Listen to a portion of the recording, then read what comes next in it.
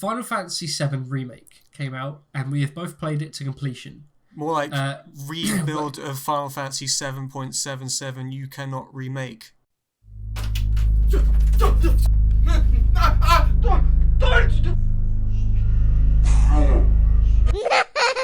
Shout outs to Castle Super Beast, which is an infinitely more popular podcast than this.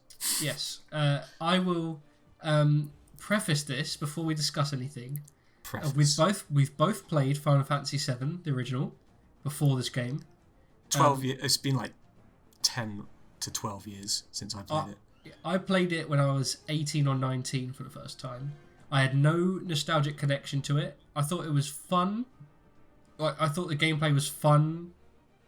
The characters in the story were okay, but it got bonkers and too much for me. I didn't understand it. When Cloud got retarded, I was just like, I don't understand what's happening anymore.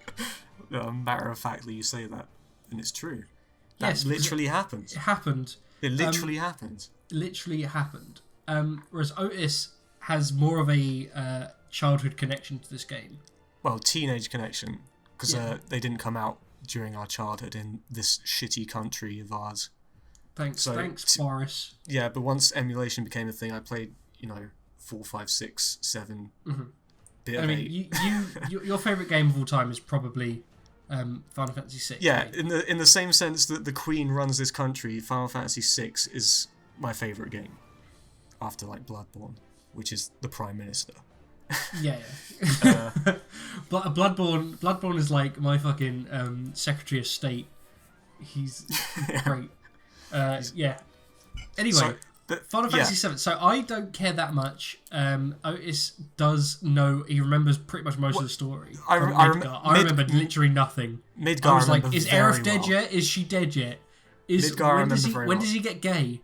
Because Midgar is like one of the most perfectly paced openings to a game, of any game that I can think of. Like extended openings, not just like the first mission, but like the first act of the game is fucking astoundingly good, I think. Like the best of the series. Sure. But yeah, in the past, I was, because there's a bit, if you're a teenager, you're obviously either a fanboy or you hate something. So because everyone was like, oh, One Winged Angel is better than Dancing Mad, I was like, fuck this trash game. Final Fantasy VII sucks, but no, it's a decent game. There's interesting psychological Evangelion shit. Yes. And it's also really weird and fun, and also too long. But so that's my thoughts on Final Fantasy VII. Right. So then they announced, well, no, this started in with 2015. It started with the PS3 tech demo. Remember that? Oh yeah. And it was like, what? They showed off what the graphics of Final Fantasy VII could do. Everyone was like, oh, they're going to remake Final Fantasy VII. Then they're like, no, we're not. And then, sure enough, they didn't until 9 years later. They're like, yeah, we were actually doing that. Yeah. It's like, oh, okay. Hope it's good. Hope it's a remake. I mean, obviously, everybody cum their pants when they showed off in the E3. They showed off like, oh, this is remaking Final Fantasy VII. Everybody fucking fell off the chairs. People were screaming, and I was just like, oh, okay, cool. And then as the months roll on, the delays, they announce that they're separating it into parts. They haven't even announced what parts they're doing, but this remake, part 1 or whatever we're going to call it, just Final Fantasy VII Remake, is set only in Midgar. Only until you leave Midgar. Yeah, and then we heard that. It's like, oh god. Well, okay. Is it gonna be a 8-hour game? Then they're like, no. It's gonna be a full-length game. And then, as I said, Midgar in the original is like one of the most brilliantly paced openings in a game. Yeah. And it's like, oh, well, you've just ruined that, then, haven't you? Like, you can understand because Midgar's a big place and you can flesh it out a lot. But it's like, what are you gonna do? That worry turned out to be completely valid, as we'll get into. But then the demo came out, and it was fucking sick. It was fucking amazing, and I was like, okay, this is going to be good. It doesn't matter. They can't fuck this up, because the demo is so good. So the opening level, which is the bombing run, is a faithful remake. It's so good. It's so good. It's easily the best part of the game. The best chapter of the game. It's so good. The build up, the fighting, the learning the combat, and then getting into like the 4-stage boss fight. Yeah, like It's so good. They turn the tutorial boss fight was like, if you attack while its tail is up, then it will send damage back at you. It's like, oh, okay, is dead. And here it's like a 20-minute set piece. Mm-hmm. It's fucking great. So I was like, they're going to turn every boss into a massive fucking, basically its own level. Yeah. It turns out they did, because the bosses are quite good. So that's the thing. I think Donkey says it best in that in Final Fantasy VII, the PS1 game, you used to grind through the combat to get to the story. In Final Fantasy VII Remake, you grind through the story to get to the combat. Yeah. Specifically the bosses. I probably like this game more than Otis because I don't think of this game as a literal adaptation of Final Fantasy VII. I think it was its own theme that's sort of based on Final Fantasy VII. Yeah, well, that became apparent once the game came out and we played it. But like before, it's called fucking Final Fantasy VII Remake. It's not a remake. No, okay, I'm going to be devil's advocate here and say... No. Sucking Nomura's dick, as usual. I'm going to suck Tetsuya Nomura's dick so hard. It's a massive risk to make a remake of probably what people think is one of the greatest games ever made, right? And calling it remake. Yes, it's such a risk to do that. And releasing a demo which is a faithful remake. It's almost false advertising. No, of course. And then to upgrade the combat system to be like 15, and Kingdom Hearts, and then also into that to separate it into different discs, and then, as it turns out, spoiler alert, to alter the actual story. Yeah. That is a risky move. And not just like alter the story as in like, oh, these things are different. It's more like the original literally happened and events are happening that literally change the plot as it already exists. Yes, within this universe. At the end of the game they say, hey, the next part, you don't know what's happening, mate. The future is not written anymore. It's like, oh, okay. And for me, I'm kind of blown away by how could they get away with taking a risk like that? Why did they? No, because it's like, I mean, obviously, I don't know why. Because I thought this is when I thought this game was coming out, I was like, okay, it's just a remake. You're gonna go through the plot. Oh, that looks nice. Oh, that's nice. Oh, that's gonna be nice. The big plot. Oh, that's fun. You know, I didn't expect anything. Oh, Aerith is gonna die. I know that. But then, yeah, you know, that it's a remake. But in this, it's like, oh my god, I can't. But I sat out of my seat. I can't believe they're doing this. I thought they were just adding useless filler, and they did for a lot of it. But now it's like I'm so excited to get the next game because I'm so interested in what they're going to do, because a lot of fans are very, very mad. Yes, they are. Yes, I am. yes, just you. Metacritic score of 88. Fucking so many people are mad. I'm probably less mad than most people because I think they did a lot of good stuff when they weren't fucking about with it. But there's a lot of stuff I wasn't expecting them to put in the game as well as they did, which they did. And then a lot of stuff which I thought they weren't going to do that really took away from the game. So, as you said, they've set it up so the plot no longer exists as we know it. Mm-hmm. Like they literally say anything can happen, and Aeris is scared of the sky because there's no plate on it anymore. That nice metaphor. But the thing is, if the rest of the sequels aren't actually remakes of the events that happens, then people are going to be like this, because it's obviously going to be that 90% of what's going to happen in the sequels is going to be what happened before. So then, this is Star Wars. This is Star Wars now. Is it? It's just remaking the films. It's just they're going to add their own stuff. As in, you're going to get Aerith stabbed. You're going to get Cloud falling into the Mako retarded. They're gonna the gold saucer. You're gonna get the Ruby Emerald. Yes. They're gonna be the weapons. Sid.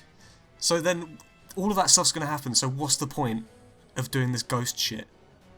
What's the point of saying that anything can happen when we know that things are gonna happen the same? And if they don't, it'll either be super shit or like disappointing. you're gonna hate what I'm about to say, Okay. but you know it's gonna happen because I correctly predicted what they would do. That they would put Sephiroth as the okay. Of course, Spoiler- they will. You spoiler you alert. don't have to be a fucking genius to figure out they were going to do that.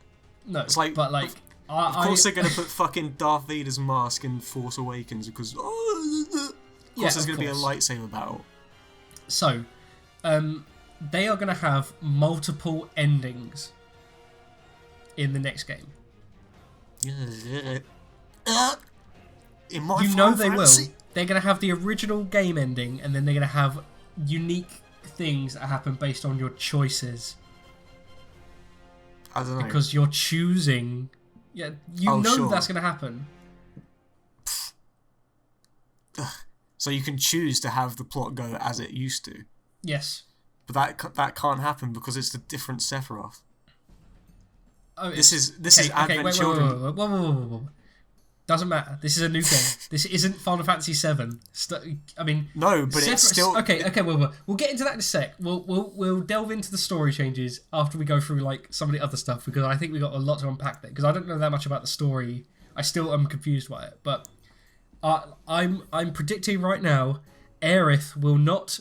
You can save Aerith in the next game. That's probably a safe assumption. Yes, I give you 100% guarantee that's an option. She will But how- die and be sad, and it will neuter most of the story because that's like the big thing for Cloud. But that is the most iconic part of the game. and And if that's not in there, they are 100% gonna have a different scenario where someone else dies. I don't think they can get away with it.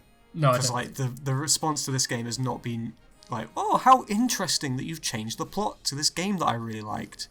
It's more like, why the fuck did you call this Final Fantasy VII Remake and then change the problem plot is, of the game that I you liked? look at the Metacritic score. The critic score is critics 88, and the Yeah. fan score is like 8.2, so it's quite high. Really? I haven't actually Yeah, looked. it's very high. But the thing is okay, let's go into Final Fantasy VII Remake, what they've changed. So the first thing, obviously we talk about how the opening bombing run mission is so good. It's like some of the best thing you'll ever play. It's so refined. Let's talk about the combat to start with. So they've Combat ditched traditional turn-based battles in favour of more of a Kingdom Hearts and Final Fantasy 15 And a bit of 13 battle system. with the staggering. Yes. So the 15 gameplay, I quite liked 15, even though it was very, very, very flawed. I didn't play it, so. It had really great interactivity between the characters, really great music, and the combat is like quite good, but nearly there. In this, the combat is nearly perfect. It feels so fun to fight anything. It's very fun. It's always fun. Each character feels unique and fun to play as, and has their own like strengths and abilities. Their own fighting they- style. Yes, Like, and they also have completely all of their characteristics from the old game and their moves and stuff translated over very well. The summons work pretty great in this as well. The limit breaks work wonderfully. You know, it's all great. They really did a good job. A good job of integrating ATB into like, an action game sort of thing. And so there's no random battles, which I personally love, because I used to get annoyed at the random battles. You could save anywhere, and so it's more like a linear story where you fight interesting set pieces, which are fine. Fine. It is what it is. The bosses are where it shines, though. Yes, the boss battles and the major set pieces are wonderful. Because I'd say about 90% of them. Normal enemies are either hilariously easy or just annoying, and there's very little in between those. Yeah. But it's fun to hit them with your sword, so it's like whatever. Sure, like But- you get to try loads of things and you get constant upgrades and like your materia upgrades and stuff, so But the you bosses feel like are really you're good. progressing. Yes, The bosses are sick because all the bosses they- have like gimmicks and like very good gameplay mechanics that are implemented well. and you have to keep switching between your party members. You have to use all of their abilities, and yeah, they're all really interesting and fun. And they're also like they're threatening. Like you can easily die if you don't. Oh keep yeah, track of I anything. died quite a few times, but like I didn't have too much trouble, but like I did die a few times. And when Otis told me about the Punisher counter, dramatically made the game easier for me. But then they give you an actual counter, which is even more busted. Yes. That's unbelievably strong. Yes. So, like, I was also shocked that, because I was thinking, okay, they remake, it's going to be a lot of soldiers you fight, which there's a lot of soldiers you fight. And, like, your standard monsters and robots or whatever. But they bring over the weirdos. They bring the fucking weird stuff in. Like, when you're just walking down the highway and then, there's a fucking seahorse. I was like, okay, they don't care anymore. And then probably one of the best fights, which is also one of the most annoying fights, is the house. Hell House. Everyone's favourite favourite enemy. They brought enemy. the fucking house over. I was like, I can't believe. With the most amount of fanfare you could possibly imagine. It's like, we know that you remember Hell House. Well, guess what? We remember him too. And he's back, and he's bigger than ever. And we were going to give him a whole introduction, and the audience are going to go, what the fuck is a house? Yeah, it's great. It's so good. And they obviously, because in the old game it's just like, you hit it hard, it does a spell, you kill it, right? Well, no, it does sort of do this. Most of the it enemies... has God House mode in the original as well. Fine. Most of the enemies have, like, a sort of quirk for turn-based battles. Like, you have the tail up, you hit it, you get more damage, otherwise it'll counterattack. You know, break the limbs, those sorts of things. Yes. Whereas in this, it's like, it still has the hit the limbs and it will stagger it, and it'll be easier to attack. But it has, like, hit it with certain spells as you move around, and it'll do more damage, and it'll make it staggered, and it really works well with the staggering system. It's a good system. It's a good system. Like, but then, you know, it's the set pieces and they are really fun to play. But then the rest of the game happens, and the filler, because it is, as you say, it's a 7-hour game, a 7-hour worth of story. Yeah. That is stretched like The Hobbit into 30 hours of gameplay. It is The Hobbit.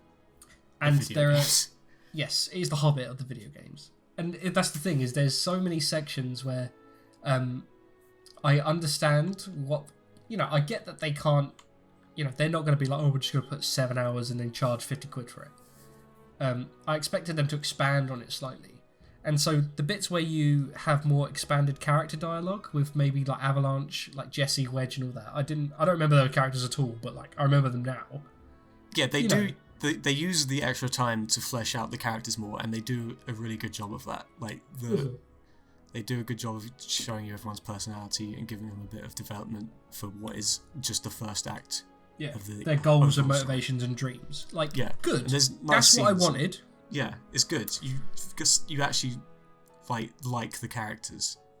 And then when the plot happens that you know is going to happen, you sort of, you know, you go, oh, that sucks. Like, you know, even the party characters like Barrett, Aerith, and Tifa are so fleshed out in this game because of the voice acting and the way they're shown in like the animations and stuff, and their character interactions with each other. I really connected with them a lot more than I did in the old games. Yeah. But then so it's really great. But then you get nonsense filler. But then they go, wait, time. Let's not advance the plot because we spent too much money doing all the textures and polygons for this area. Let's add a load of shitty quests with shitty characters that don't matter and waste the player's time deliberately. Yes. Because we can't just ship a short game. We can't do that. Well, that's the thing. Is like, so you'll get like the bits where I think you have to take the Avalanche members up to the plate to see their families to then get the bombs for the mission. And like, I don't mind that. Could have done without it, personally. Could have done without a lot of the nonsense fluff, but like I liked that they showed each of the characters and the dad's got like cancer or whatever, Mako poisoning, and so you're like, oh, the workers, they're hard workers, and Shinra's fucking them over too. Everyone's in danger. Shinra's bad. Yeah, that's sort of good filler. There's good filler, and then there's utter shit filler. And that, like, you know, you go to a place and you fight loads of robots, whatever. Yeah. But then there's like fucking motorcycle, like because there's a motorcycle bit later in the game. They needed a motorcycle tutorial area. To be fair, it makes sense why they gave you one earlier on based on the later one. Because like if they just put you in the later one and they made you fight that boss, you'd be like, I don't know what's going on. Yeah, you just have this weird motorcycle man who just is there. He wants to fuck his motorbike. He wants to fuck his motorbike.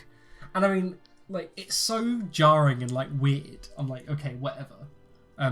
You sort of forget about it because then the game forgets about it. He's a villain of the week from a Saturday morning cartoon, and it's like, what the fuck was that? And he's never brought up again. It's fucking bizarre. And his whole purpose is to teach you how to fight on a motorcycle. And also, it kind of gives you an idea of like how the soldier program mentally fucked everyone. Yes, and I mean, you know, you do gleams, and it's like, okay, it makes sense why Cloud can also ride the motorcycle so good, because it seems like they all had this training. Yeah. So like, except he didn't, so but that's always been a plot hole. Okay, whatever. So it doesn't matter. It makes sense currently in the story. Fine. Yeah. I get it. Whatever. And then you get the bad filler. Where it literally turns into Final Fantasy 14, where there's just lots of shit side quests where you have to walk around and talk to people. And they clearly gave it to like the B team. Like, no, you can't have the high quality models, and you can't mocap. You have to use these 3 animations of them moving their arm about, and their lips like move out of sync. Yeah, and it's so bad. And even then, like, it's all of it is just go to this area and get this thing, or kill this thing here. Hey, there's a monster here, fight it. Yeah, but that's the problem. I don't mind them fleshing out the setting of like. Yes, the slums. That's the difference. To set out the Sector 7 setting, like when you like sleep there and like you talk to the landlady and all that. Fine, I don't mind. Like, but these things do not help at all.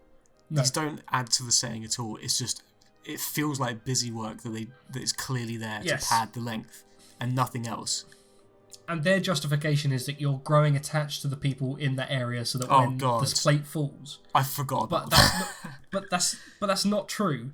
Because it's just annoyance. They really they drum that up so much as well. It's like, you need to build up your reputation if you're going to be a mercenary, and it's like, what the fuck are you talking about? Yeah, I know. It's just have like a side quest or 2, or just like an optional path with a boss or something. But just like do it through the story. Show how people are living, and then like have it in the story. But you can do it a cleaner way. It just makes me like go, fuck these people. Side quests in the old Final Fantasies were really quite unique, because you think of side quests in games and it's like you talk to an NPC and they go like, oh, blah blah blah blah blah, and then a thing pops up and says quest started, do this shit. Mm-hmm. Whereas like in Final Fantasy it was always like there's a random NPC that you can just straight up miss, and from their dialogue you can sort of assume that there's a thing that you can do. Yeah, my grandma could pray at this thing before, but then it seems like it hasn't worked for a while. I don't know. It used to be this legend about, and that's what you get given. And then it's like, you fight Excalibur inside whatever. And stuff in like Final Fantasy VI where there's the wounded soldier, and you can send letters to his girlfriend in another town and stuff like that. Where the game doesn't point you towards it. It's just like, if you find this guy, you can do that, and it pays off. Yeah, if you make the connection in your head and think to do it. Whereas this is just, it's a checklist. So I wouldn't mind if it was like side quests for the characters that are introduced. But when it's filler characters, like the fucking Angel, the Slums, or Johnny, I'm just like, these characters do not matter. I do not care about these ingrates, these whatever busy work people. If it was like Wedge has like this thing where you have to take him to do something, and he has like this character moment where you find out something else about his personality, about his like troubles, or why he's doing something, or like his connection with something else.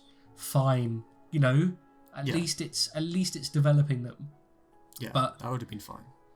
It's not. It's crap. It's crap. But it's a person who clearly wasn't designed by Tetsuya Nomura.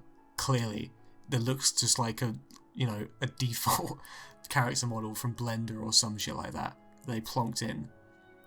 Mm-hmm. And he's talking to you, his lips don't move, he don't line up with what he's saying. I am doctor, I need thing from here. It's like, and then you get to like any place where they put in the high quality textures, and it's like, it's so jarring because of how much better it is. Yeah. Like, okay, so I mean, there's a lot of that. I mean, I'd say you could cut out at least 15 hours of this game. At least. But I mean like the bits that you have, like when you have Cloud and Aerith walking through the junkyard and stuff, and they're interacting. I'm like, I love Aerith so much. I am attached to this character. And it shows Cloud's personality. you know, that stuff is great. And I think that's the main problem with this game, is that there's so much really good stuff, and then it's hampered by some really bafflingly bad stuff. Yeah, essentially the story stuff, well, the character stuff that mattered from the first game, like the Turks, the party members, Avalanche, and Shinra, all of that stuff is improved. Like, they flesh it out, and it's really cool to see them, and they do a really good job. Everyone's like sort of as you imagined them, as you remember them in your head. Yeah, like Barrett is exactly as the idea in your head is of him. Yeah, Barrett is super good. Yes. Shinra, all the Shinra guys are super good. Yeah, Rufus is the greatest character ever, but we'll get to him later. All the Shinra villains are just like cackling, evil, nonsense villains, and it's great. But you know what wasn't in Midgar in the original? Kate Sith. Well, him, yeah. And a little boy called Sephiroth. Oh yeah. Okay. Yeah. So I said before the entire game came out to Otis and Ginge, I said, okay, because they're doing this, like I view this as almost like a Marvel movie, in that this is like part one of whatever. They need to blop in the things like Star Wars, how they needed to have Darth Vader's mask. I clapped when I saw him. They need that. I was like, there's no way they're going to keep Shinra, who are clearly the only threat throughout this entire story. And pretty much until the end of Disc 1, you realise, Shinra aren't the main threat. Not Disc 1. Midgar isn't Disc 1. Okay, halfway through Midgar. At the end of Midgar, you're like, okay, Shinra are the bad guys. They're bad. They're the only bad thing, right? Yeah, Cloud is just every now and then has visions. And as I was saying, with it being super well-paced story, it's like the first thing is build-up where you're like, Shinra are the bad guy, Shinra are the bad guy. It's like, wait, there's an even bigger threat. And it pays off. Whereas in this, second mission, Sephiroth shows up. Okay, what? So, at first I was like, okay, after the first scene of him, it kind of makes sense, because if Cloud's gonna keep having these headaches it makes sense for him to show up for 30 hours without any explanation, it's like, okay, you need to sort of hint that it's to do with Sephiroth off the bat, or else it's just going to be annoying to see him fucking grab his head every 5 minutes. And the thing is they designed this game knowing that people have played the game and are playing it. It's clearly for people who've played the game before, right? Very clearly, yeah. So if you haven't played Final Fantasy VII and you play this, you're going to be like, who the fuck is Sephiroth?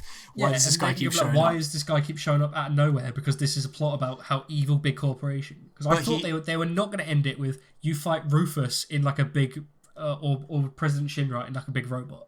They're not going to do that. They're going to have Sephiroth as the fucking final confrontation. Sephiroth's going to be Jenova is going to be the bad guy. He's there so much. He appears so much. But he doesn't say anything. He's just like, yeah, he just says random bollocks. Kingdom Hearts. He's like, the path to enlightenment, evolution is coming. The end of creation. Mother, I have inherited the earth, and Clouds, you are really cool. I like your sword. Please, I didn't. If I bleed, Acton Baby will be found. Oh, you know that nonsense. Cool. Yeah. I have so many clones. Please love me, Cloud. Oh, do you see the Big Bang attack? So yeah, it's really jarring because like Shinra are quite decently built up as this clear threat and this clear like evil entity that are destroying people's lives. They're corrupt. They're destroying the planet. They're destroying the people's lives, both in their own company and outside of their company. And then you've got Cloud losing his shit every 10 minutes. And not once when people go, "Are you all right, mate?" He just goes, "It's nothing. I'm fine. It's nothing. I just saw my arch enemy who wants to destroy the world and should be dead. But it's no big deal. I keep hallucinating this, by the way. But please do not pay attention to this." So that's the problem. Is also this is why I don't take the Final Fantasy VII story as gospel for me, because it's like if you know the 7 story, you know that Sephiroth killed people's villages, whatever. And he destroyed the village. He burned Tifa down. Yeah. He killed Tifa's dad or something. He threw her down the stairs. Yeah. Tifa knows this, And so, obviously, if he goes, oh, Sephiroth, everybody would be like, oh, I know, I have a backstory, I know this person. He's Tifa would be evil, like, oh, you mean the guy that killed my parents and killed everyone in our village? You mean Yes. that guy? And but so- that never happens. And it makes sense in the original because Sephiroth is never brought up before No, the end of Midgar. And that's the thing. And there's also, like, obviously, it would make sense for her to react like that. Which is why, in my head, some of the stuff hasn't happened. Because it hasn't been shown in this game. So I can't assume it's happened. Because that's otherwise they would react very weirdly. But, I mean, even though they show that... They clearly show the flashbacks of Tifa being like, oh, I killed you, picks up the sword. You know? Yes, she says, what is it? Mako, Soldier, Shinra, Sephiroth, I'm sick of all of it. She says that. Okay, so she knows, and that is a plot hole that he just turns up and she just doesn't react. Yes. Well, to be fair, that probably wasn't actually... It didn't only look like Sephiroth the Cloud in Chapter 17. It could But even even very then, well be explained. even to be then, the she should have cloak said, figure. like, is that fucking Marco? Or whatever his name is. Because it should look exactly like Marco, because it's a Sephiroth clone, if it's not actually Sephiroth. Okay, I don't know what Marco is. Marco is the guy who lives next to your apartment in the slums. Oh, yes. She goes, what is Marco doing here? But she doesn't say anything. She's just like, Yeah. okay. Yes, that would make more sense, canon in the story. But maybe, I don't know. That's why I'm thinking, like, where people are like, or like, especially you are like, that doesn't make sense because he would do this in his backstory and this, and I'm like, they haven't shown it in this game. As far as I'm concerned, it hasn't happened. And it becomes more clear that might be what they're going for. Well, yeah, but at the ending, that is extremely clear, because it's no longer the Sephiroth from the original that wants to get Jenova, summon Meteor, and then eat all the Mako. It's not. It's literally Advent Children Sephiroth, who's been killed by Cloud twice. Yeah. He's like, oh, Cloud is actually more of a prize for me than Jenova at this point. So I'm actually I'm gonna go back in time. I'm gonna go back in time and try and fuck with Cloud, rather than like just try and get Jenova. That is what they changed the plot to. It seems so. I mean, he had like the vision at the end of the thing about like how, oh, you and me can rule the city together, Spider-Man. You and me, Spider-Man. You and me can rule Midgard. You can rule this city's Cloud. Are you in or are you? Are you out? It's you who's out, Sephi. Out of your mind. Oh yeah. So, you can't take anything as gospel currently. So no, because they literally throw the plot out. They stop. They look at the camera and they say, "Hey, this isn't your kids' Final Fantasy, kid." Zack is no longer dead. Okay, I mean I don't. Okay, I don't. Let's get into that later. Listen, I want to move on to like how before we get on to like just nonsense like sections and the updated bits of like say Wall City and all that, like how they've updated everything and how it looks. I want to get on to like the Avalanche characters, Wiggs, Bedge, and Jesse. How, because in the original they're just like characters who are just like there. They don't really have that much. They have a couple of lines of dialogue, but they're not. They're just like auxiliary characters. But now they're fucking turned up to 11. Yes, they want Jessie to be the new girl, who everybody comes over, right?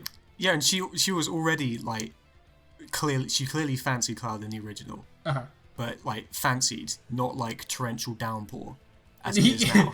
Not like you're surprised that there is not a slick stream behind the motorbike as she's riding because of how unbelievably horny she is anytime Cloud fights anyone. Yeah. Yeah, it's good. She even invites you to her room to clearly fuck. Very, very tangible sexual tension if Cloud had testicles. Yes, and obviously I as this person who doesn't care about any of the characters I've seen so far, as in like, because you hadn't been introduced to Aerith or whatever. Well, the options were not going to happen and not happening, or something like that. Or I'll think about it. And so obviously I chose the one which is like, I really hope there's a segment where Cloud takes all his clothes off and like has the Buster Sword on his back as he thrusts into her. But yeah, that's just in my head. I don't know about you. So that didn't happen, but like, It's on my hard drive. I didn't mind the story stuff with them, but like, when they were turned up to 11, I was sort of like thinking, I remember these characters, like, I asked you halfway through, I said, don't they die? Like, because you never see them again. Don't they die? Yes. Biggs and Wedge die in every game. That's the joke. Yes, and that's when you get onto, like, yes, of course. And that's when you get onto the ghosts. The ghosts.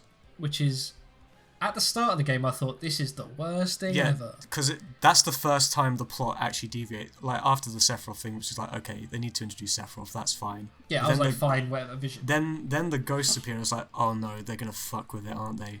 And sure enough, the ghosts are there, not to fuck with it, but to unfuck with it.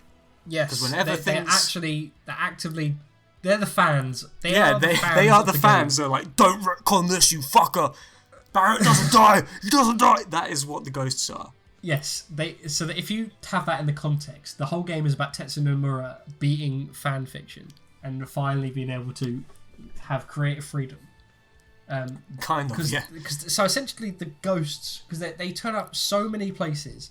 And characters like, what? Oh, ghosts! Oh, they're stopping me from doing something. Oh, they're fighting me. And then they immediately forget. And they immediately forget because it wasn't in the original plot.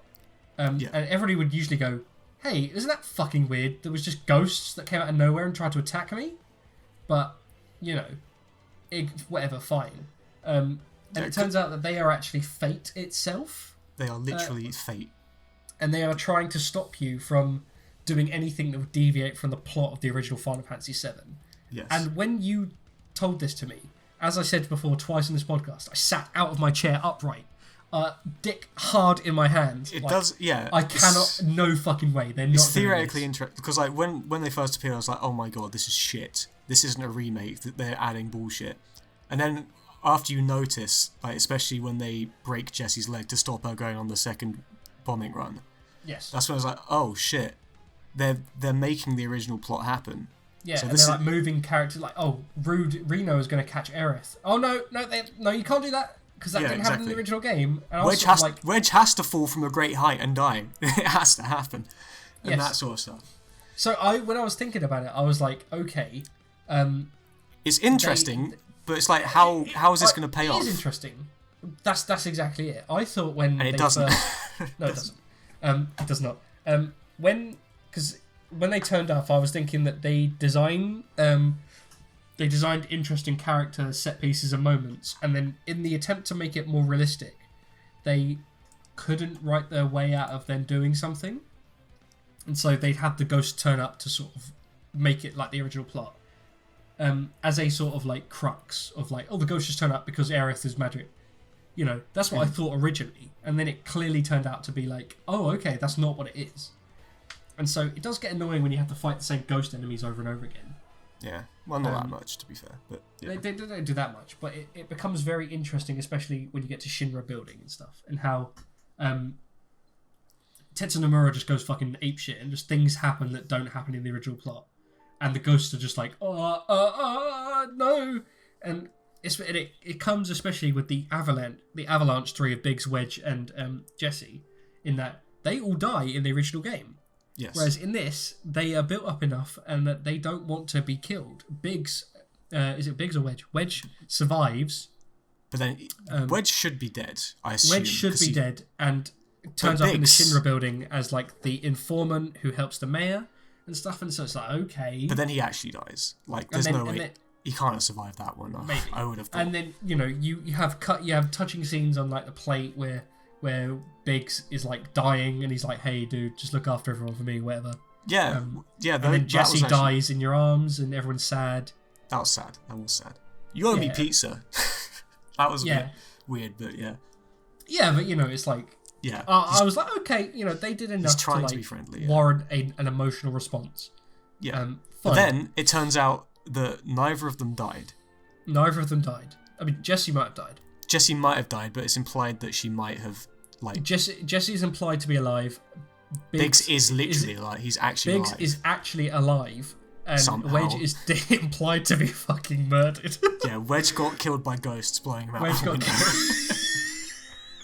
I laughed. That was really I was on funny. Discard review when that happened. I laughed because it happened like off screen. I laughed so hard. Because obviously the ghosts are like trying to make fate, and they're like, oh, they're dead, and so they're just like, fuck it, push him out of the window. Whenever I laughed so hard at that.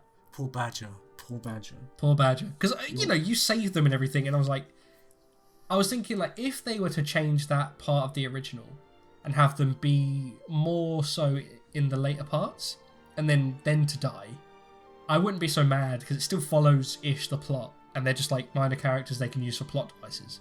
Like, I was thinking, if Wedge is there just to help the mayor as the informant, and it makes more sense and it fits the story better, okay, whatever. Then have him die. Well, here's how I thought the ghosts were But then gonna it's go. like it's not at all. It's all to do with fate. Yeah, so I thought how the ghosts were going to go is that Eris, because she's an ancient, can see into the future. She knows she's going to die, and she knows everything that's going to happen. Which is why she's sort of she's trying to make things go as the plot like went originally. It's like So when that you they see defeat Sephiroth. Yeah, so when you see Tifa going in the carriage, in the original, Cloud's like, we have to go after her and see what's happening. Whereas in this, Cloud's like, she's going to be fine, let's head back. And then Eris is like, no, you motherfucker, you need to go and see if she's alright. It's like, what? Okay, then I mean, it's clearly implied, like, she does things, like, completely, like, she's, like, aloof and, like ditzy and whatever until, like, a thing happens, she's like, no, we need to go do this now. Yeah, it's And clearly... they're like, okay, that's weird. And she's it's clearly implied. putting on an act that she's trying to make things go as they should do. And that completely gets undone at the end when she starts talking in vagary sort of Kingdom Hearts, like, oh, it's the source of everything. These are Destiny's crossroads. Things will never be the same. So they ruin her a bit there. yeah. But what I thought was going to happen was it was just setting up so that she knows what's going on, Sephiroth knows what's going on, and there's going to be this secret sort of struggle, and it will be a sort of tension, but the things will go, as they went normally. And it would just be sort of like something will change later on, but it won't be too drastic. What I did not expect was that you get teleported into Kingdom Hearts land and fight a big monster. Okay, we'll get to that. We will get to that. Don't worry. I completely agree. I thought Aerith, like when it was going to this point, I thought the whole thing would be like, because she gets stabbed by Sephiroth, she would say to Cloud like, no, this has to happen. Like, and he's like, no, we're gonna fight fate and we're gonna stop. Yeah, exactly. I thought it was gonna be like, I'm gonna get stabbed in the future, and Cloud's like, no, we're not gonna let that happen. She's like, no, Cloud, I have to take this L. I have to hold that. Yeah, because that's the only way you guys can beat Sephiroth, etc. Yeah, exactly. That's where I thought it was going to go. But it's not, because at the end it's like, hey, they're just on the motorway, and they're just like, hey, fate sucks. And there's like, no, we'll fight fate. She's like, okay. Let's kill fate. Let's literally let's fight kill fate. Yeah, and then, so that's going to neuter the part with her in the next game. If it quite even heavily. happens. If it happens, yes. Well, that's exactly it. So before we get on to the final fight, let's go over just some of the characters, and then I want to talk about Wall City a little bit because they really fleshed Wall City out. Wall Market. That's it. In that it's like this dingy, grotty sort of place. Quite fun mini games in there, but like, they added like so much shit, just like. I would have enjoyed it more if the cowboy man. If Johnny wasn't like fucking saying hilarious dialogue, and I just ran ahead of him to where I went. Hey to bro! ignore it. Hey bro! Fucking Can you help, that bro? Yeah, it is the most annoying fucking. It's bizarre because they want you to like the three, whatever they are, Sam, Andrea, and Madam M. They want you to like them, but it's like they're sex traffickers. Yes, the bodyguard as well. They're actually sex traffickers. They endorse gladiator violence, and we're meant to feel bad for Leslie because his girlfriend got abducted by Corneo, while he's been like the one guiding them to their rooms and offering them to his fucking subordinates to fucking literally rape. It's like, I'm sorry, Leslie. Sorry, I don't feel sorry for you, mate. You cunt. Wasn't he a nobody character in the original? He's literally just a guy standing by the door. So like, they give like the obviously for the context for the viewers, they give the bodyguard a character backstory where he's sort of like, go do what you want, like whatever. Instead of being like, I don't know, gotta bring a pretty girl to fuck Cornejo. In this, he's like, maybe you can have a chance if you do well, or maybe like he's aloof. It's like, why are you helping us? It's like, maybe I have my reasons, but yeah. And then in maybe the worst, he has his own chapter in that maybe the worst of the game that you've run through the sewers to find a fucking baby who stole his key. You find out What? he has a backstory in that he gave away his like fiance to his boss to rape, and she is dead clearly. But then Tifa's like, oh, she might not be dead. Maybe You should she's keep not dead. looking Maybe for she's a alive." corpse in the sewers in Abzu's shit. And then he's like, "Oh, maybe I should care. Oh, thank you." And it's like, what? Why did we need this? Like, we didn't need this at all. Get this shit out of the game. Chocobo Sam. The only thing I like about Chocobo Sam is I think it's a Final Fantasy VI reference with the coin. That's the only thing I like. Oh, what with Setzer? No, not Setzer. It's Edgar. He has the two-sided Oh, coin. right. I mean, I just thought they were just trying to put Sam Elliott in the game. Is that? Yeah. Oh, yeah. Of course, that's what they were trying to do. Yeah. Yeah. They got rid of the homosexual rape, which is probably a good move because it probably wouldn't fly these days. I tell you what, I actually liked the dancing minigame, even though it's cool. It's so out of character. It's cool, because it's very progressive. They literally say, "What is the line?" It's like, "Beauty is not constrained by such trivial things as gender." And it's like, Yeah, okay, fine, okay, nice. Well, but okay. So in the original Cloud, the plot is Tifa is fucking being maybe raped. You need to dress up as girls and press the guards and get in. Yes. So you go on these like wacky quests to get a dress and some makeup. Trying to find the best dress and the best makeup and best hair that you can is the Yes. original. From maybe homosexual men who work out and. Yeah. No, you get raped. The dialogue option to them asking It's ... does it hurt? Is ... or it hurts. While they're all where there's 30 burly men ganging up behind you Yes. in a bathtub. So that's not in there. Good option. But in this, it's sort of framed as there's this weird sex audition for girls for Corneo, and the whole town is complicit in this. And then there are 3 weirdly complicit sex pervert people who filter out the most sexually weird women for sexually like perfect women for this weird sex pervert who seems to control a lot of things for no reason other than that's just their role. Don Corneo has so much power, except for when he doesn't. They've trafficked hundreds of girls, but they're not happy with it. So they're not the bad guys, I guess. Except they clearly are. Like, Yeah. and so it's really like bizarre. Because not only does he rape possibly hundreds of women, it's like he also kills them. Because they all mysterious. He doesn't just rape them. He like knocks them out with gas, puts them in like a torture chamber, clearly rapes them, and then feeds them to a fucking monster in the sewer. That's and everyone's just like, oh, we don't like it, but we don't really have a choice. Lol. All these girls go disappearing, and it's like, and in the original, it was like this wacky, like he's just a bad crime boss, whatever. We have to sneak in and stop him. Yeah, it's fine. wacky because the tone of the game is wacky, but now everything's realistic and beautiful. It's really weird.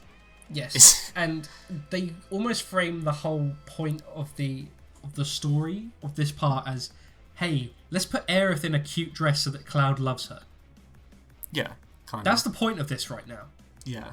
Like, and the relationship bits with them, great. Like, I don't mind them. But then it's like, you also go to a hand... Okay, I'll get to that hand massage parlor in a bit. You get the dress and stuff, and in this it's just like you have to go through do these like fucking nonsense side quests everywhere just to get this bollocks, just to get the right dress or whatever. And then fighting in the gladiator arena, which is fine. That's the best part of the game, maybe. Well. One of the best parts. But then you go to a hand massage parlor for Madam M.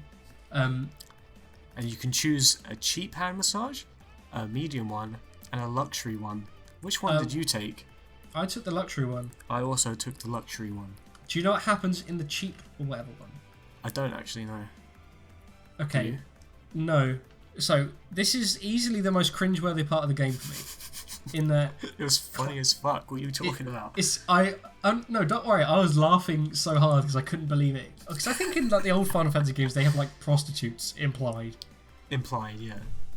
In this, she's like, I want to look at your hands, like fucking Yoshikaga Kira, like horny for his hands, and then like Cloud's like, okay, pays like 2,000 gil or whatever, lies on the table, takes his glove off, and she's like this like woman's playing with his hands, and then he slowly has an orgasm, an actual full orgasm, which is My jaw had fallen off its hinges, and I was like, I cannot believe what I'm watching.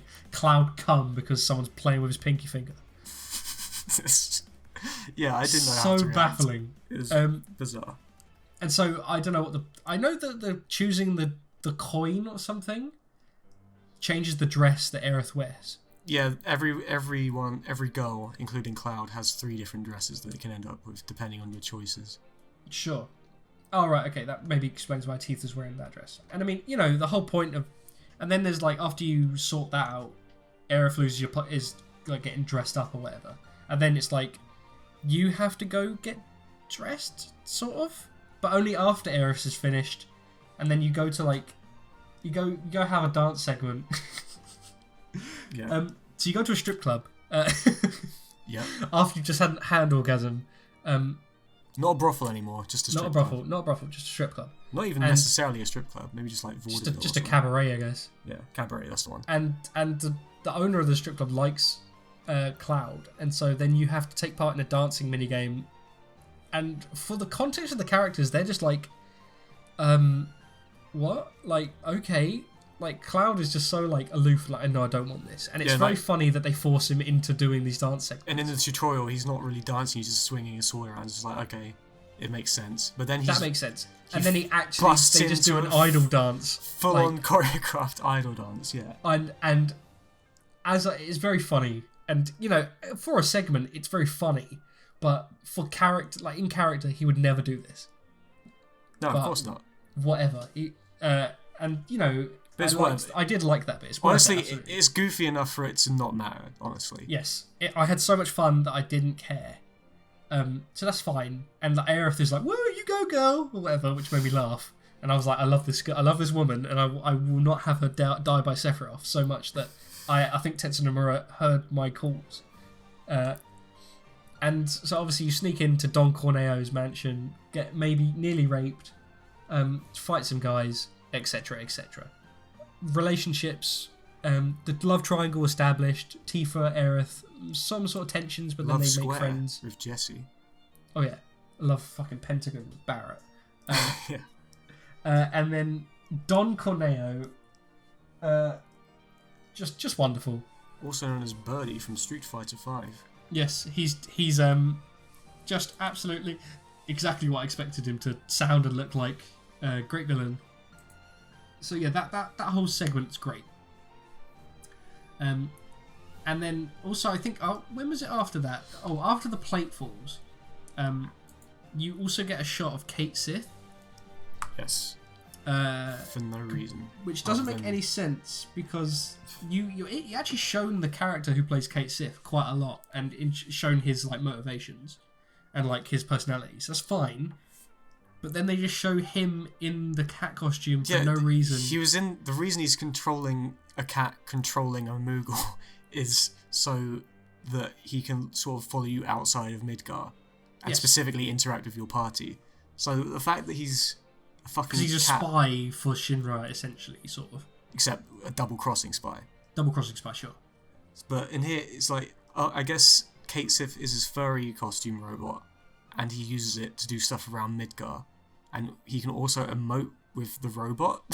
Yes. And it's just weird because it's shown as a, oh, here's a thing you know, and then like it's gone. Because it doesn't make any sense. Genuine, like, tragic moment, like, oh shit, this is fucked up. Shinra just killed possibly, like, hundreds of thousands of people. Yeah, maybe you just need to, like, hold in the carnage for a little bit. Yeah, and then it's just like, oh, hey, by the way... It cuts to a cartoon cat running out and going, oh, no! And collapsing on his knees. It's like... If you haven't played Final Fantasy VII before and you see that, I would love to know what your reaction is. Yes. I compare it to like if they remade A New Hope and Alderaan had just blown up, and instead of panning to like Princess Leia's reaction, you pan to someone like Obi-Wan or like Darth Maul, like both of the lightsabers. Like, why did they show this? Like, okay. Bizarre. So we remember Cait Sith and we know you do too, so here's 5 seconds of him. But, like, it's not like Red 13 where they introduce him and it's like, oh, he's cool and, like, I get it. And for the last couple of things and it makes sense. It just doesn't make any sense and it doesn't add anything to the plot and it's just a, hey, we remember him. Yeah. I mean, So that is it. because they did that, I was like, I bet somewhere in this game, Sid, Vincent, and like Yuffie are gonna somehow turn up, No way. but they didn't. No chance. So it was very weird. Vincent's in a fucking coffin Oh yeah, right now. yeah, Yeah. whatever. Kate Sith So- was literally a I clapped when I saw her moment. Yes, yes. And so then you get on to like the last part of the game where you know, the plate has fallen. That sucks. You've done all your filler. You've done all your stuff. The angel of the slums can just fucking suck a dick. You've got all your weapons and everything. And then you're going up to the Shinra building to fight Shinra. Finally. Yeah. After a and then fun you get- platforming section. Yes, but then eventually after you get like, there was a couple of fun bosses and like some chapters that are quite alright, but then those final couple of boss fights are fucking awesome. Yeah. After Hojo's Lab, it gets really sick for a while, and you're like, Yes. oh, this game is pretty good actually. I can Yeah. forgive some of the filler because fucking Hojo is so Nova- cackling evil. all the just Shinra board perfect. members are great. All the board members are great. Yeah. Then Genova Dreamweaver appears. It's like, okay, whatever. You need to put in Genova just because. Yeah, It's and it Genova. was like, okay, it makes sense-ish, question mark. And the remix is banging. It's all The good. remix is so good, and there's like so many stages, and it just goes like improves like, each Yeah. time, each layer improves. I was like, oh my god, I'm fucking jizzing my dick off. And you go outside. So you beat that, and it's a fun boss. All of the It is a bosses are fun very boss. fun and interesting. And then motherfucker. Well, no, let's talk about the Turks before we talk about the big man. Yeah, sure. So Turks are the Turks are, because in the old game, God, there's so much to talk about. I thought we would talk about this for an hour, but I didn't really think we would. The Turks in the old game are just, from what I remember, they are just sort of like the SS or like the black police for the secret police for black police, the secret police for Shinra, who take care of their dirty business. Specifically for Rufus, but yeah. Sure. Oh really? Rufus is the head of the Turks, yeah. Oh, okay, that makes more sense now. Okay, so, and then, you know, I was like, whatever, you meet them and you'll fight them, they're just bosses. In this, the theme is absolutely banging. Their characters are acted really, like, well. I liked the boss fight with Reno, when Otis taught me Yeah, that was great. how to Reno was- counter with the parry, Yeah, the basically. Punisher thing. It's like, oh, so good, oh, yeah, so The good. only other 1v1 you did before then was versus Roche, and that kind of sucked. But then Reno was a very cool fight, just because Reno's Yes. cool. Yes, and then so obviously you beat him. He like sort of licks his wounds and wanders off. And then later in the game, because you've met Aerith, you go back to her home. Then you meet Rude, who is the best Friendship character. ended with Reno. Now Friendship Rude is Reno's my ended. best friend. Rude is best friend. Yes, he is so cool. But he's not okay. You'll think I'm bigging up Rude. Just you wait. So Rude is so cool. He basically goes, come on, we're gonna have a fight now. And Aerith is like, he's not a bad guy, trust me. Yeah, and it's like, you know, there's like decent character development there, and how like when you fight with Cloud against him, he's using his haymakers and his punch. He grabs hold of you, hits you with fucking knees. Oh, it's so cool. This giant swing throws you And then- into Aerith. Yes, and then like when you fight with Aerith, he uses sleep spells on you, and he hits you over the neck like the karate chop, Yeah, which is like just to to, be like, respectful to a woman. submission moves and stuff, rather than like trying to fucking destroy you. Yes, and it's And like Cloud's like that's- fucking power bombing you and shit. It's so fucking Yeah, sick. it's great, and it shows like his character development during a fight with Yeah. this character. The music is great, and then not only that, but when you beat him off, his like glasses break, and so he pulls out another pair of glasses. to put over. And I was like, oh yes, you love that. Yeah, and the Turks are fantastic in this game, and Yeah. the way they interact with Aerith is much better than it was in the original, because Yes. you feel like they've been sort of going at this for years, Yes, and they for a know while each to other, try and- and Aerith is just like, oh, it's them again, lol. Whereas in yeah, the that original, it's Team like, Rocket. who are these fucking weirdos that are chasing you? You should be more concerned about this. Whereas now it kind Yeah. of, It I makes buy sense because they literally say it doesn't work if she's forced to go. Yeah, like- whatever the fuck and- that means. I know, whatever. Like maybe like the magic doesn't work as well, or Yeah. whatever. If she's not there for a reason willingly. Yeah.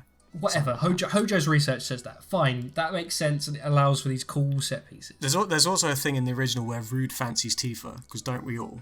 So in the fight later on, where you're fighting Reno and Rude will never attack Tifa. No way. Yeah, that's the thing. Man, Rude, he's a ladies' man. He is. But he's like a very respectful cut. He would get all the V. He's so fucking sexy. Yes. 100%. And that's the thing, is because so then cool. you get them you get another battle with them both together. Yeah, the tag team where it's like, That is- fuck, Rude's dead, and then he comes out of the rubble, he's like, nah, bitch, I'm fucking back. Puts on another pair of glasses, he's wearing 6 pairs of glasses. God, it's so good. That fight is so good. It's so good. Because you get the like standard redux of the fight with Reno, but with everyone, and then it's like, oh wait, no. Then you have to fight Rude in a helicopter, as he's like power bombing the stage with his fucking like artillery, and then it's like, no, he's crashed. They're both together now. Come on, and they're like they're tag teaming everyone with their moves together, and it's like this is so good. Yeah, because like before you're just in the way, and Reno's like not taking it seriously, like, in the church that is, and it's like you fucked with me a little bit too much, buddy. You got in the way of my job. I'm gonna beat the shit out of you, and he beats the shit out of you in this one. Yeah, and it's Except, like actually, the real step up. In the original, Reno actually wins that fight, which is why the plate collapses. But in this one, Cloud sort of beats him up. So that's Got more. Fate. Yeah, Fate, Ghosts. Fate. But I mean, that's fine. I really, really loved every scene with the Turks. And then obviously Seng has never been the coolest Turk, so it's like when he's They in, stick it's him like, in the auditor's office. Yeah, he's only ever in the background, so you don't see what he does because fuck Seng really. Sure. I hope they add some sort of quirk to it. Elena is going to be cool because she's like the new one that's incompetent, and she accidentally gives away the She's like secrets and stuff. She's got the bob haircut and she's got the gun. Yeah. Right? She's super hot. She's super hot. Sure. Yeah, so she's going to be cool in the next one. Yeah. But then, of course, Seng isn't the real leader of the Turks. No. Rufus is the leader of the Turks. After you save President Shinra? Well, after Shinra gets fucking stabbed. So you save After he President died. Shinra. So, okay, wait, let's set the scene. So you go to in the original game, you slowly walk up the office and you're like, I'm going to confront Shinra. He's the bad guy of this entire game. Yeah. Then- You get Eris out and then you're like, let's go fuck up Shinra. Yeah. But then Trail of Blood, Trail of Blood, a sword boy. through his chest. the big evil guy of the game, has just been murdered. Maybe this isn't what we once thought. This is something bigger than we thought. Yeah. Great moment in the original game. In this, you go to the office, you look at the chair, you're like, I'm expecting to see a dead body. Oh, he's not there. He's not dead. Then you hear like, help me! And he's Help like, me, please. and he's just like hanging on to the thing, and you sort of help him up, and he has that like villain like monologue, which is fine. Like I suppose you need like, because he's sort of been like, Barrett's about to fucking throw him off, and then they're like, no, don't do it because don't kill people. don't stoop to his level. Then Barrett pulls him up, it's like, fucking, okay, bitch, you're gonna go on TV, you're gonna say Avalanche suck my dick every day, fucking Okay. awesome, we're awesome. I mean, All that while makes he's- sense. That all makes while- sense. All while he's clearly going inside to get a gun, Barrett just lets Yes, him walk off. he's like stumbling over to his gun. Like it's like, Barrett, you a fucking dunce. He's clearly Yeah. he's clearly up to something. And then sure enough, pulls out a golden He's gun. pressing the fucking panic button under the desk. Pulls out a gun, points it at Barrett, and then Shinra gets stabbed by a 50-foot sword, which is not a compensation for a small dick. No. I mean, And then- okay, so it makes sense that Shinra has this like dialogue though, because like he's throughout the game he's like projected like, oh fuck you, Avalanche. And so it's like, okay, He is the perfect capitalist monster. yeah, he has this like, I took advantage of everyone and then discarded everything I didn't need. Exactly. Yeah. Exactly. It's like, oh my Pretty much god, word for word what it's you like just said. fuck me, is that Steve Jobs? Then he gets stabbed, Yes. obviously. But then Barrett gets stabbed. Then Barrett gets fucking stabbed, and He then dies.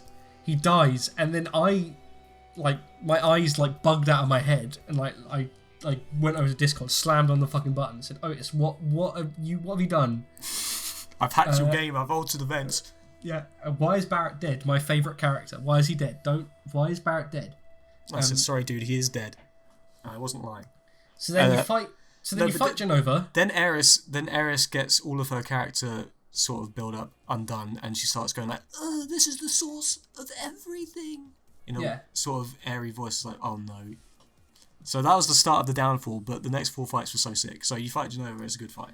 Jenova is amazing, great music. And because then Barrett wasn't meant to die, the ghosts revive him. the ghost revive him, as we've and established. I'm like, okay, weird bit of tension that gets like added. Yeah. And by this point, you know that the ghosts of fate, so you're sort of like, okay, that shocking bit is undone, but I guess it makes sense. And then it's shown that it wasn't Sephiroth; it was a Sephiroth clone that stole Jenova. Yes, so that's fine. Okay. Just Cloud hallucinated him as Sephiroth, but it was one of the 49 clones, whatever it was. Which does make sense. Yeah, it's fine. It also makes sense why Tifa wouldn't go, oh, it's fucking Sephiroth. Yes, They still should have made a big deal out of it, but yeah. Yeah, so after Sephiroth fucking jumps off, or Sephiroth's clone jumps off the thing with, after Cloud chases him, jumps off with Jenova, you're like, okay, then the best part of the game happens. The absolute boy. He's got a new jacket. Tetsu Nomura has had his orgasm. He's like, no, you can't just have a normal trench coat. You need to have 18 belts around it, and it needs to be shredded up at the bottom. And he needs to be the most over-the-top cool character. Yeah, his first line is like, those eyes, you a soldier? And he's like, ex-soldier. He's like, oh, that means you belong to me. No, it's like, that means I own you. It's like, okay, buddy.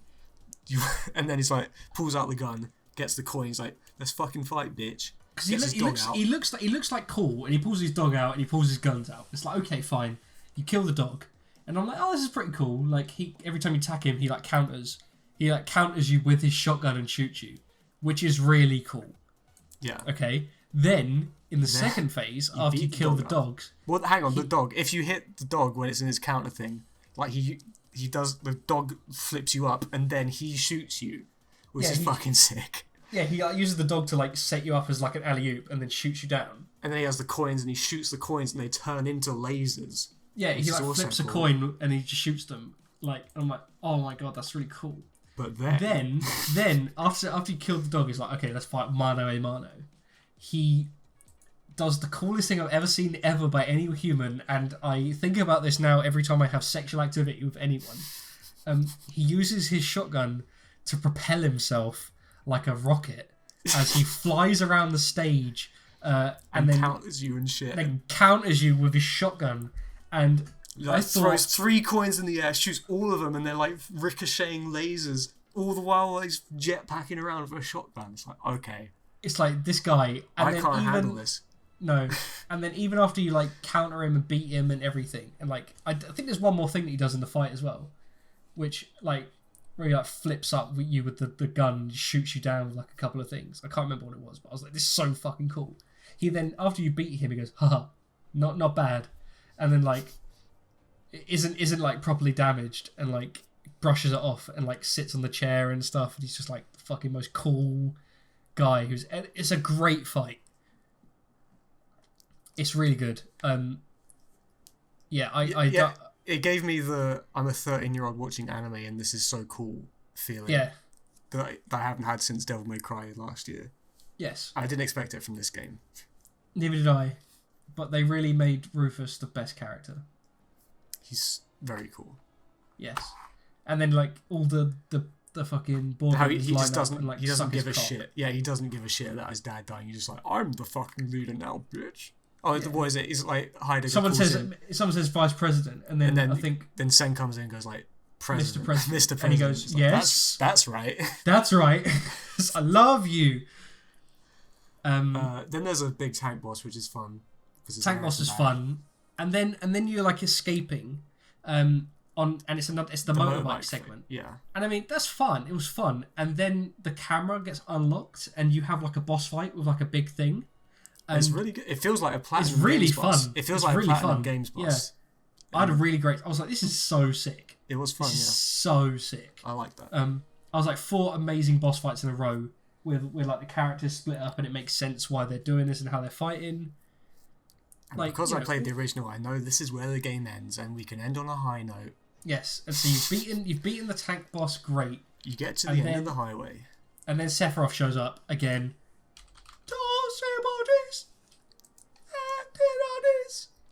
And then Aeris is like, these are the crossroads of destiny. We must fight fate itself. And No. What? Before you get to that, but ghosts come out of Shinra building.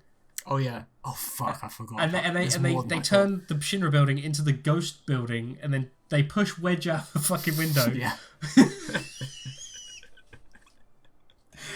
And then Aerith goes, "We need to defeat fate. How do we defeat fate? We fight it hard or something." Yeah. So Sephiroth goes, "Come with me," and like slashes a portal, like Ganon in fucking Skyward Sword is like, "Come with me." Like Virgil in Devil May Cry 5. Yeah, Sephiroth is Virgil. Yeah. Oh yeah. Yeah. We'll get to that.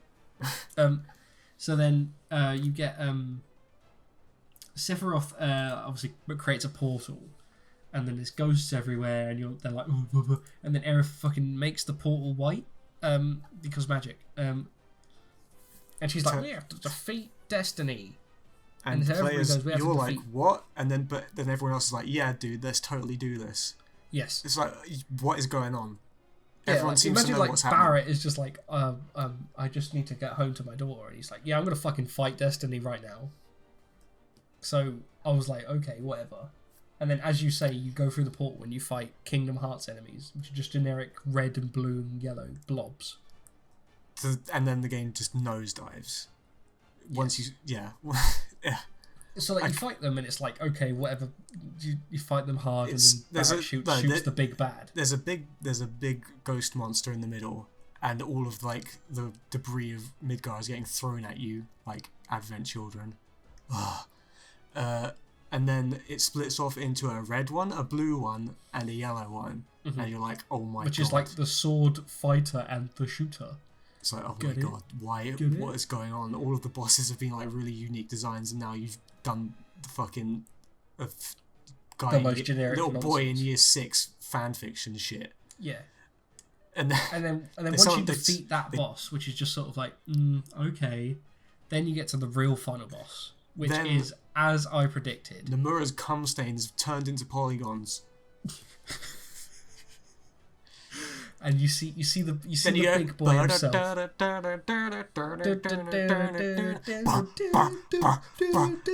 Oh, it's him! It's really him! It's really Sephiroth! And you finally fight fucking Sephiroth. You fight Sephiroth. This Sephiroth. Advent Children 8-stage final battle. Oh.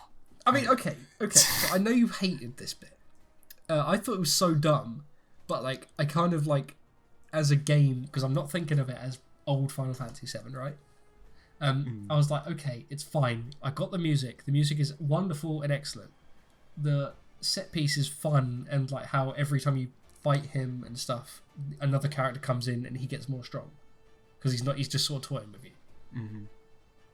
And the fight is actually really cool, and you have to counter him, and he's constantly countering you, and like you stagger him and do like limit breaks and everything.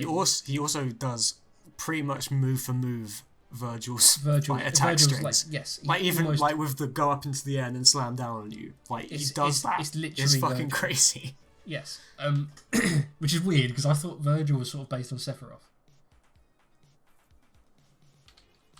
You know what I mean? Yeah, possibly. And so now it seems to be the other way around. So this fight's like it's a decent fight as you go, like not bad fight. The music is so good. And as you finally I didn't really like the remix, to be honest. I quite liked it.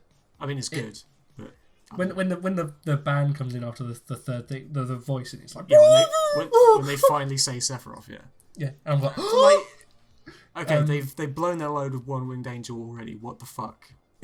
The actual I know. final boss. What's the final boss thing going to be in this next? It's going to be One Winged Angel 2. Oh yeah. They're gonna have another. They're gonna have another chorus. Which like,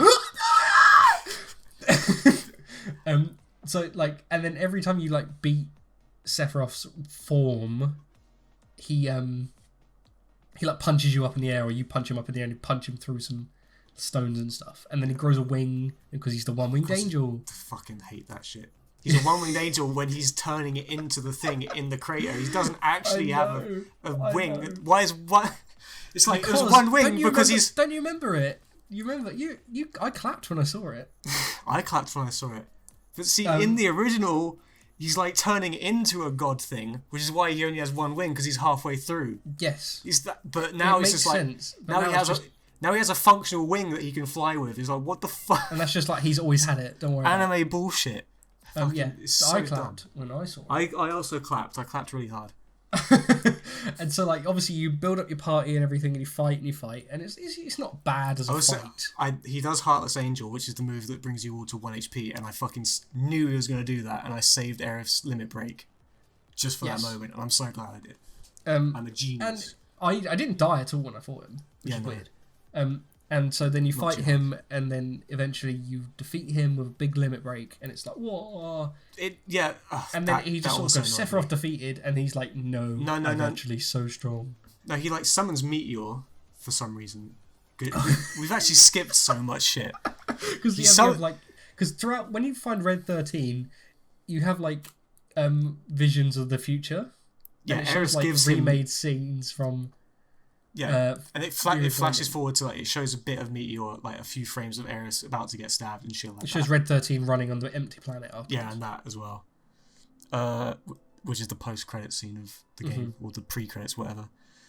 But yeah, they've just threw all of the endgame stuff from the original here, and it feels like a mess. It feels he like summons Meteor. They needed to reference it all. You've got One-Winged Angel. And then, even worse, so you know in the original, after you beat Sephiroth, it goes to the black room, zooms in on Sephiroth and Cloud in a one-on-one duel, like flash them. Yes. Which was meant to, I always read it as that's Cloud in his mind, like overcoming, Sephiroth fucking him up mentally, like he's overcoming the trauma. Yes. It's like a symbolic thing. Yes. And this is like, oh no, you're actually fighting him, dude. You're fighting him on the moon, man.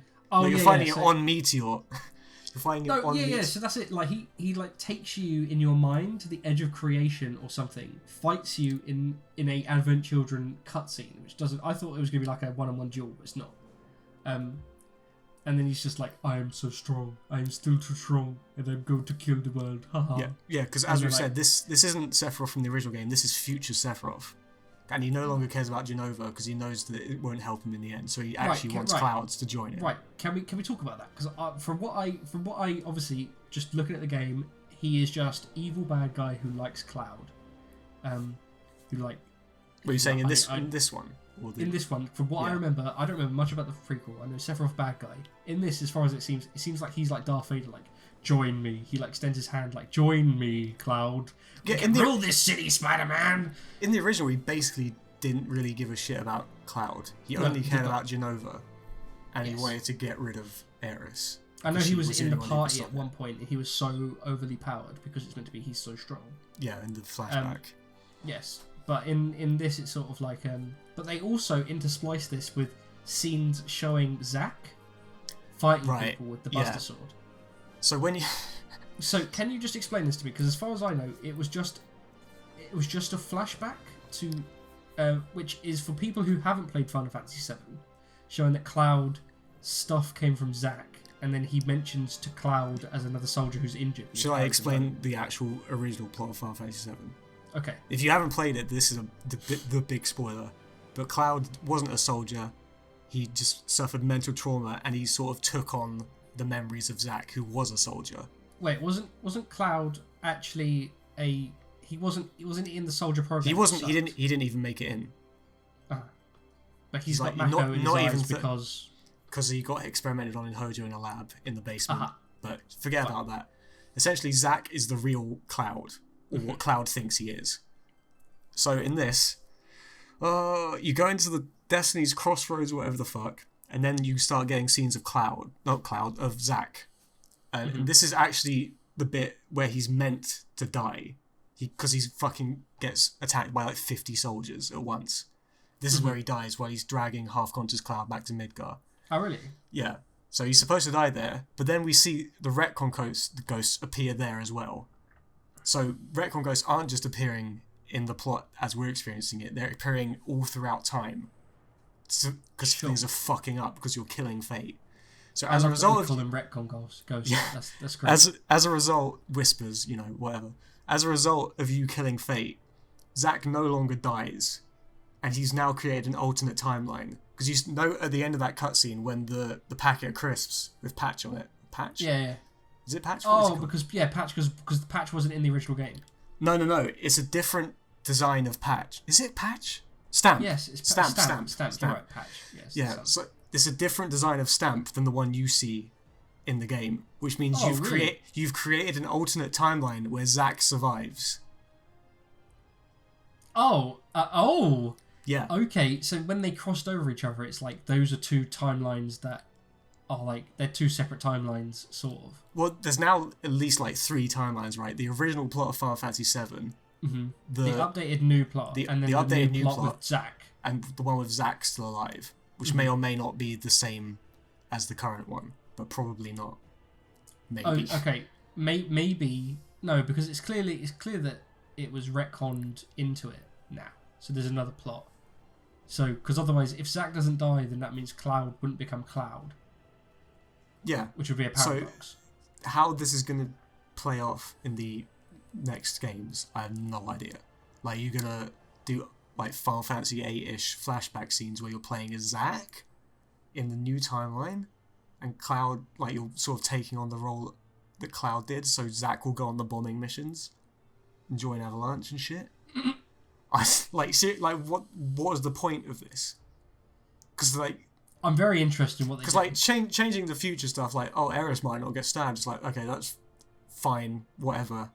It's kind of stupid, but yeah. They've always had that, like, hey, here's the cheat code. Here's how you get Aerith into your team after she dies. But, like, now you're altering the past, so it's no longer anything. You know? Like, how is Cloud now Cloud? Yeah, there's got to be multiple timelines. It's got to be, yeah. And so it's not going to be one winged angel, it's going to be one clocked winged angel where he's got like a fucking... all of his wings are like clockwork because he owns all timelines. Oh god. Yeah, Made in Heaven. Okay. So, Made in Heaven, oh my god. So Sephiroth, because in the original plot, he just sort of... He knows Jenova's his mum?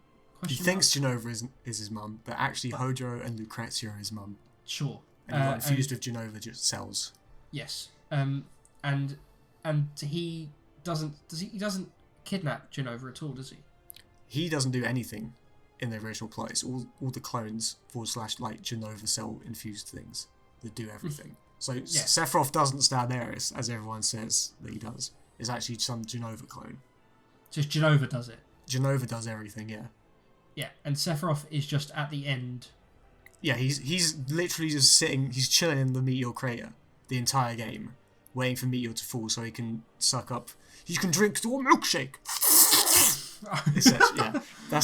That is what he's doing. That's why he's a shit villain, and Hojo is the real villain. That is shit because he actually doesn't have any connection to any of the characters, and should, if by any circumstance when they turn up, be like, who the fuck are you? Obviously he's like sort of controlling what Jenova does to some extent, but it's not actually him. It's not like Kefka literally, etc. Destroys the planet and then Kefka directly kills everyone. Better villain. Better game. Sure. That's why I don't mind that they're changing things. Like, update the plot so it makes a little more sense. Yeah, that's why when we first saw Sephiroth, I was like, oh, I don't actually mind him now that he's talking. He's taking a more direct role. But then he kept showing up and it was fucking whatever. Fan service. I mean, so the clones of Sephiroth have taken Jenova, which didn't happen in the original game. Yeah, it did. That's why Sephiroth went to the Shinra building. Alright, yep. And then when do you fight Jenova again? You don't fight Jenova in the Shinra building in the original. No, but when do you fight her? It's like, I can't remember the name of the town, but it's some like Shinra base, and she's like in the basement for some reason. So I think her body parts are in different places around the world. Ah, right. So that's like the torso. Yeah. So yeah, the torso. The Dracula torso. In Midgar, yeah. Right. Okay. That makes sort of... Okay, I guess that. And then, so right now, how is he future Sephiroth? Okay, so remember Advent Children? I remember it being a poor movie where the Turks were like comical villains and then Cloud had like a 50-minute fight at the end. Rufus in a wheelchair because of geostigma?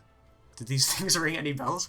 That's not important. I remember there being some plague that was geostigma or something. That was the live stream infecting people because Sephiroth was in it. Ignoring that stuff. So do you remember? Sephiroth says a line before he gets defeated by Cloud in an epic battle. He says, as long as I'm a memory, I will never die. Something along those lines. Does that ring a bell? Sure. Okay. So as long as like memory of him exists in the live stream, he can't die or something. And because he's now like, okay, I first fucked up when I killed Aeris. That was my first mistake, because that allowed her to summon Holy and stop Meteor. So now he's like, for some reason he can travel back in time and he's trying to stop things from happening. And that's why he's obsessed with Cloud, because Cloud has proven that he can beat Sephiroth.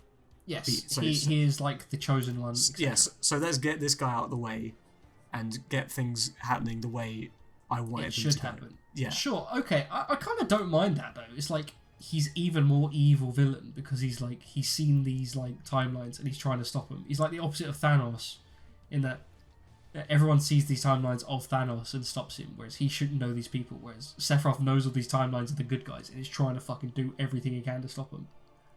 Yeah, but he's lame. Okay, but he's obsessed with Cloud now because he's big guy with sword, but the weird thing is, but he defeats Cloud and should just kill him then.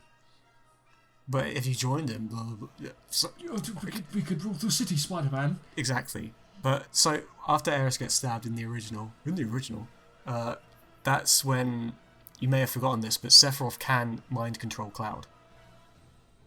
Oh, and yes, I sort of remember that. Because you have the black materia, which is Meteor, and Sephiroth is like, give that to me, bitch. Then Cloud goes, Cloud has Genova cells in him. Yeah, exactly. So he gives him the Meteor. It's all making sense. Oh. Yeah, so that's why apparently when Sephiroth says, join me, Cloud, and we can roll this, when he says that, are you in or are you out? That's why Cloud's hand twitches a little bit. So he's apparently overcome this already. I don't. Yeah. Right. So now, currently, we have future Sephiroth, who is also controlling the clones. Yes. He's fought Cloud in. Well, maybe that's separate from. There's still like present Sephiroth in the crater, and he's controlling the clones. Maybe, but future Sephiroth is directly fucking with Cloud. Maybe. Right. It would be better if future Sephiroth is in the crater and is currently controlling the clones to do these things. He's not, because future Sephiroth looks like Sephiroth. Sephiroth in the crater looks like a fucked up Bizarro Sephiroth. He's projecting his mind onto the clones. You know, whatever, who cares? It's in a vision. It's all a vision, you know that. Okay. The clones look like weird fucked up people, so he's just fucking with everyone's mind. To make him look like beautiful old Sephiroth. That's fine, I can forgive that. Only Cloud's mind. For sure. Okay, but Tifa... Okay, sure. Okay. I mean, it makes sense that Tifa can't see him. Okay, fine. But there's actual feathers. that crumble into dust. Yeah. I'm so excited to see what they do in the next section, because they're going to have to change the gameplay out to be more open world. Yeah. Well, as I said, like, what's the point... So the plot of this game, as we've just discussed for the last hour, is just a setup to say why they're changing the plot of the game. Yes. Right? That is the plot. The plot is why they're changing the plot. Yes. And now it's... But, like, things... This fucking game. Things are... They can't not be too different. Things are mostly going to be the same. They can't not be. You have to go to a God Saucer. Like, that's going to happen. There's going to be the reunion. There's going to be Holy, there's going to be Meteor. So, like, what was the point of any of this? And the only reason they would do that, if they're not going to do it completely, well, relatively faithfully, is that things are going to be completely different. And no way. That's going to be 50-50 good or utter shit. Like I said, there's going to be the choices. You're going to choose the original play, and you're going to choose two other sort of timelines. Like Chrono Trigger. Or maybe one other timeline. Yeah, it would be like Chrono Trigger. Maybe. But, But the thing is, they probably won't... No, they will do it, actually. Because, to be fair, they did so much new stuff that I didn't expect them to do in this game, that I actually think they would do that. And there's clearly a lot of fan service in this, right? Hell House, Sephiroth. Oh yeah, everything, right? So people who worked on this game loved Final Fantasy. By leaving out the big moments of the future of the game, it's like I don't think they will do that because they need fan service to sell copies. Of course. So it's a weird thing where it's like you've set it up to be different, but you're not actually going to be that different. Sure. I mean, and you've sort of crumbled the integrity of the original game in doing so. So what the fuck? They're in a tricky situation. They are in a tricky situation. It's just very interesting to watch, especially when I don't have any attachment to this game. Apart from, I liked a lot of this game though, and I'm very interested in when they put out Final Fantasy Revolution. Yeah, no, Reunion. It'll be called Reunion. Final Fantasy Redux. Final Fantasy 7 Reunion. Final Fantasy 7 Reloaded. Yeah, sure. But I mean, that's pretty much everything, right? So we like the combat, especially the bosses. We like the characterization and the character moments. I mean, I want to talk about the characters a little bit because I mean, I still want to talk about this game. Okay, I'm going to talk about the characters, like how much I like Barret. If we don't yes, wrap I know, this up. I know, and then we'll have 5 minutes of talking about how they're going to continue this over. I don't think we can. No, we can. Okay, so I like Barret. Barret Is nice. Barret is so good in this game. He's like his a voice Baptist acting's preacher. great. Yeah. Yes, he's exactly how I thought he would be. His interactions with the characters are great. All of the characters are actually great and performed well, except for some areas where they lifted the dialogue from the old game. Yeah, it's just weird hearing it voiced. Yeah, like the middle manager. Marlene is so cute, and I actually think that they've done a really good job with this core cast. Yeah, seriously, they did a really good job with the characters, I think. Yes, even Cloud, he wasn't exactly what I sort of had in my mind because I always thought because he's supposed to think he's the shit. Yeah. Because he thinks he's Zack. I didn't expect him to be. He's sort of just awkward. Yeah. He's just good at his job. Yeah, I like that. I like the fact that he's basically just a fucking social mongoloid. Yeah. And he doesn't know how to high five fucking for as much shit as I talk about that fucking crane hand bullshit. Oh god, that is the worst part of the game. The high fiving bit was pretty spot on. I like that. I did expect. And it's like it shows that Aerith is slowly breaking through his shell. Yeah. And it's like the relationship actually, I completely get it and it makes sense. And also, even then, Aerith goes, "Don't fall in love with me." And I didn't get that scene. I didn't get that scene. I got Tifa. Yeah. I got that scene. I need to look him up. Don't fall in love with me, baby. And Tifa was like, I was like, I can't help it. I already have. Oh, wrong. Bad. What does Barret say? Barrett's like, "Hey, yo." No fucking clue. Yeah, I need to look up the differences.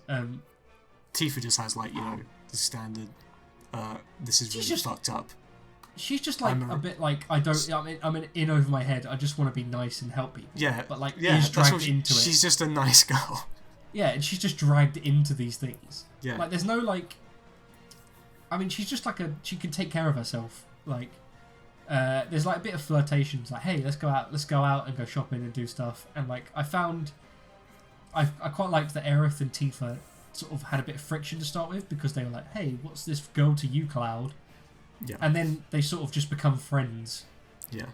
Which is nice. And then Barret and Tifa obviously get along, but Barret and Aerith also had some areas where she says some things to him and he sort of blushes like, oh, thanks, yeah, okay. So he never goes, hey, asshole! She's just like, hey, you should do this. And he's like, okay, yeah. Yeah, because she saved Marlene. Yeah, so he's he really likes her because of that. And he's really appreciative. Listen, the characters are really good. They do a really good job with them. Yeah. That's the only thing that the padded runtime really does help out with. Yes. Is giving them more stuff to say and do. Mm-hmm. I know I will now remember most of the plot of Final Fantasy VII thanks to this game. Well, yeah.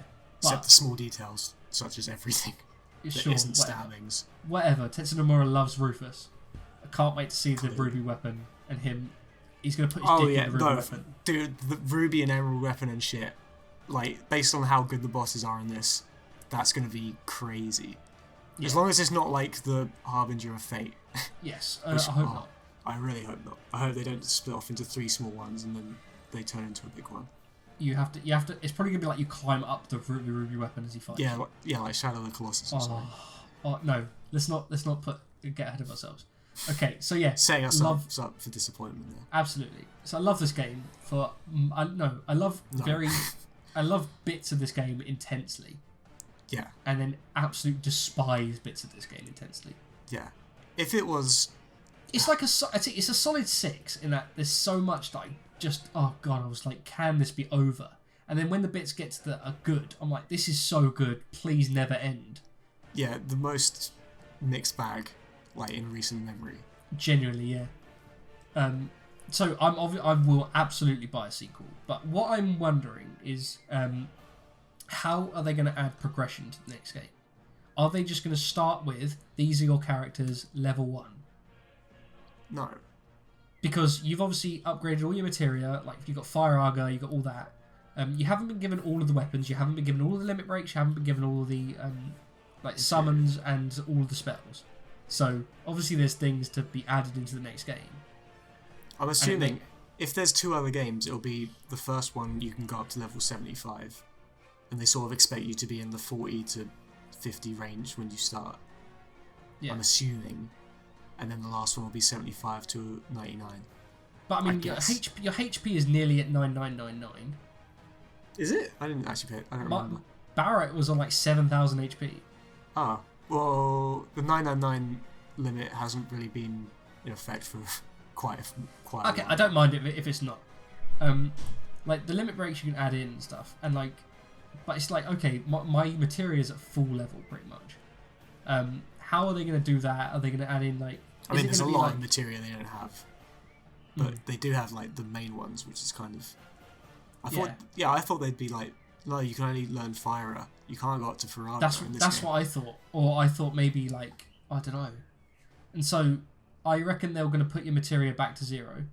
No. And you're going to keep your weapon. No chance. No fucking chance are they doing that.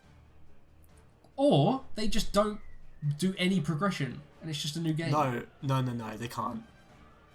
Yeah, but how could they not? What do you mean? You can transfer saves in lots of games. You're going to see your save files, but then otherwise it's just going to be people who have it have standard, here's your materia. Yeah. Do you like to start off with a level 2 materia instead? Maybe. Like Mass Effect did. Like you can carry over everything. It's going to be very interesting.